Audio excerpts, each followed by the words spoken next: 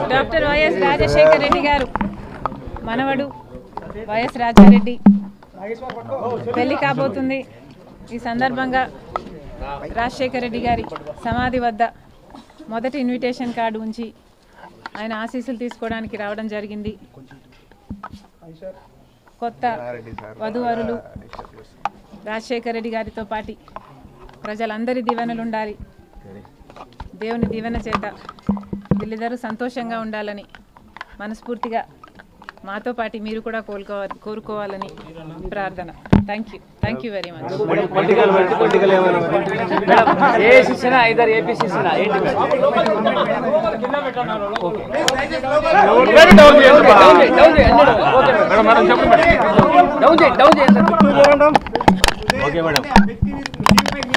కాంగ్రెస్ పార్టీతో కలిసి పని చేయాలి అని ఇదివరకే నిర్ణయించుకున్నాం। తెలంగాణలో కాంగ్రెస్ పార్టీకి మద్దతు ఇవ్వడం జరిగింది కనుకనే కాంగ్రెస్ పార్టీ ఈరోజు అధికారంలోకి వచ్చింది। కేసీఆర్ గారి ప్రజా వ్యతిరేక ప్రభుత్వాన్ని దించడంలో వైఎస్ఆర్ తెలంగాణ పార్టీ చాలా పెద్ద పాత్ర పోషించింది। 31 నియోజకవర్గాలలో కాంగ్రెస్ పార్టీ గెలుపు కేవలం 10,000 మెజారిటీతో గెలిచారు। దానికి కారణం మేము పోటీ చేయకపోవడం।